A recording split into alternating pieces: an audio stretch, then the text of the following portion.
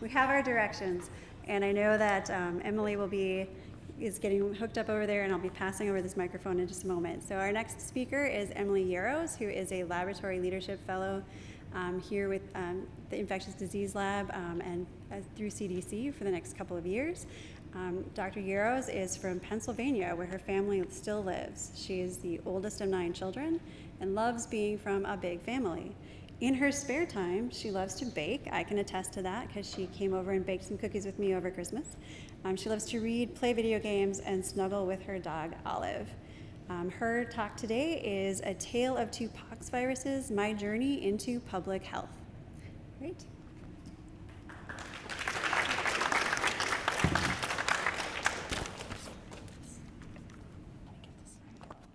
So thanks, Anna, for that introduction, and thank everybody for coming here today to listen to all of us speak.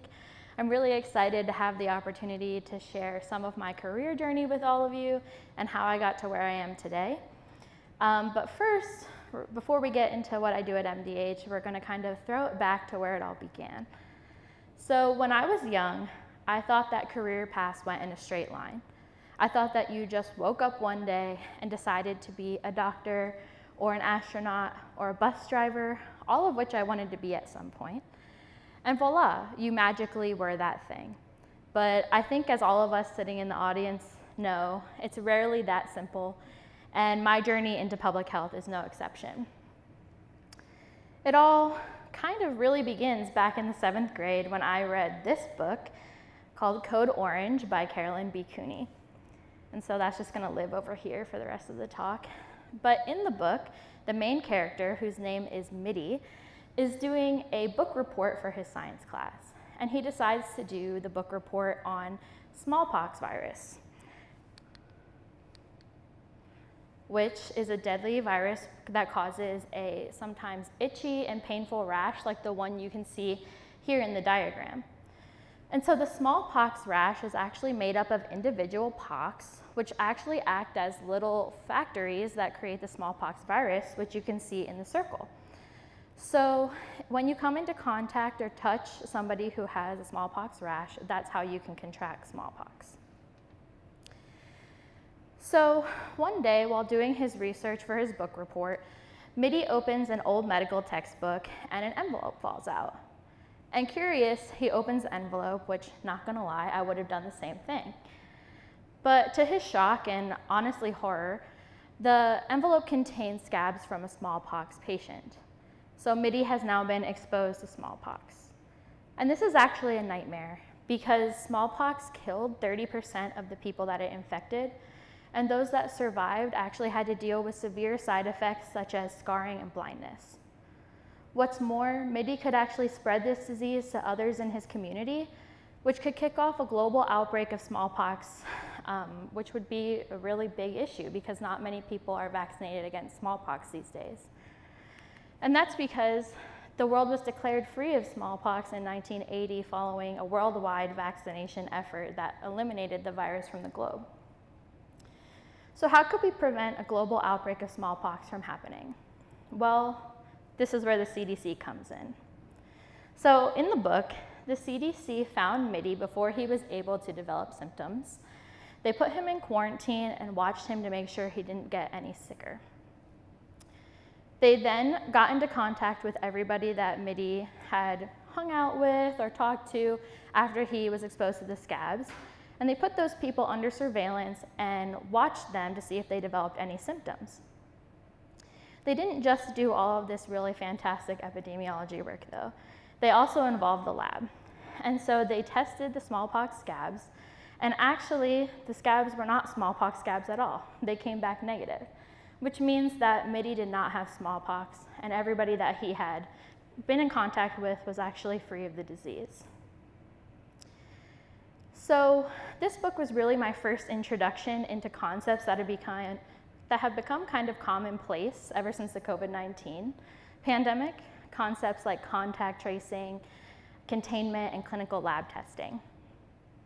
From reading this book, I became enthralled with learning more and more about how diseases were spread, how they were tracked, and how we could eliminate them, that I forgot all about being a veterinarian or a zookeeper or the owner of a ranch for retired racehorses or rescue dogs.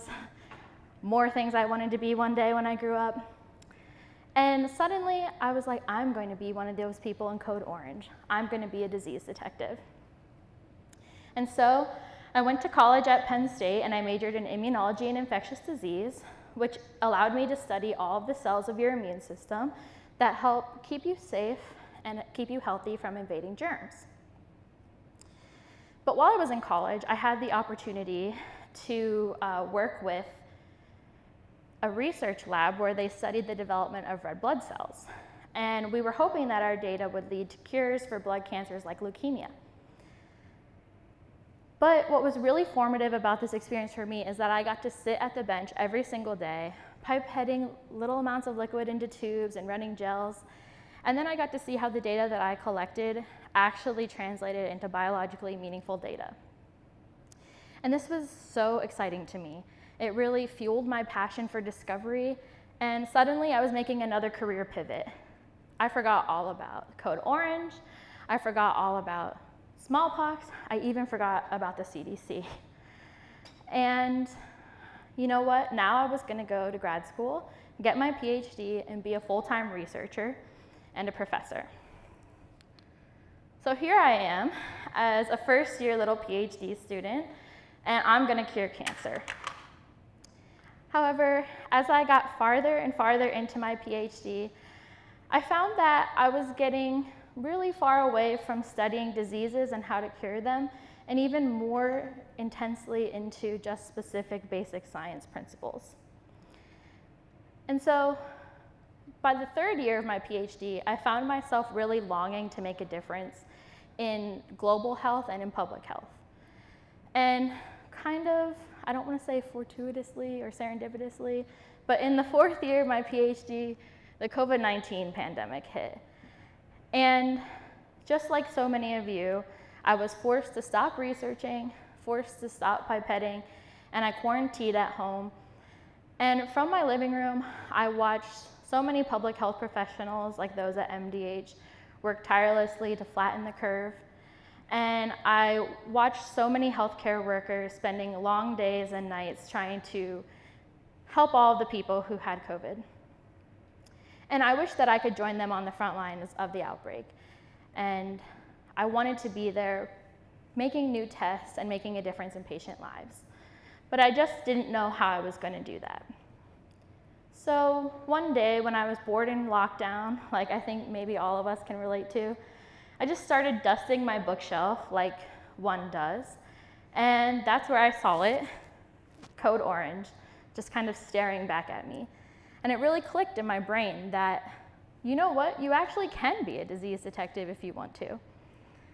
And so as my PhD was nearing its end, I applied for the Laboratory Leadership Service, or LLS Fellowship, which is a 2-year CDC fellowship that focuses on training the next generation of public health professionals in quality safety and quality science. And I was luckily accepted, and I chose to do my training at the Minnesota Department of Health, or MDH. And I'm so glad I did, because I knew that the breadth of testing that happens at MDH, as well as the close collaboration between the lab teams and the epidemiology teams, would really help set me up well to make a difference in my community. But what I could have never predicted was that a second major outbreak would hit during my first year of my LLS fellowship at MDH. Monkeypox, which is now called Mpox, became a major public health concern in the summer of 2022. And I was called to be one of the testing personnel that would process and test Mpox samples to see whether or not they were positive or negative. And so if you're like me, you're sitting in the audience wondering, well, how do I even do that? But the process is actually pretty simple. So because Mpox is related to smallpox, patients often get an itchy, painful, sometimes oozy rash that doctors can take a swab and rub against the rash, and then they send that swab to us at MDH. And so when I get the swab, I wash it in some salt water, which helps to free the human cells that I show here in orange from the swab. And then I can take those human cells and wash them in a variety of different liquids called buffers, which help to break, those are the buffers, which help to break up the cells and release any Mpox viruses that might be living within the cell. So the way that we can detect Mpox virus in samples is that we can use this process called PCR, which you might have heard of because it was really popular as a diagnostic test during COVID-19. And so how PCR works is that you can take your Mpox viruses and make many copies of the Mpox genetic material, and then we can use a special piece of lab equipment to detect these Mpox genetic kind of materials. So to do this, we add special colored dyes to the sample. And if the patient doesn't have Mpox, then you won't see any difference in the color of the sample using the special machine. However, if the patient does have Mpox, you will see a color change in the sample, and we can detect that using the machine. Being a part of this outbreak was extremely rewarding to me because I knew that it was the first time that I was actually getting to make a difference in my community and to my fellow Minnesotans. As a team, we processed 1,277 total Mpox samples during the outbreak last year. And of those samples, we were able to identify 123 positive Mpox patients. However, not a single patient died of Mpox in Minnesota, and I think that this is just a really big highlight of how the work that we do at MDH really does make a difference in patient lives, because we were able to have no deaths thanks to the hard work that everybody I work with did to try to get those results back to patients quickly. And what's more, my involvement in this outbreak also helped realize 7th grade Emily's dream of, when she read Code Orange, getting to work on the front lines of a public health emergency.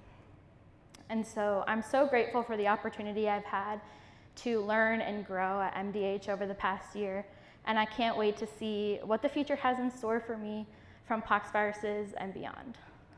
Thanks.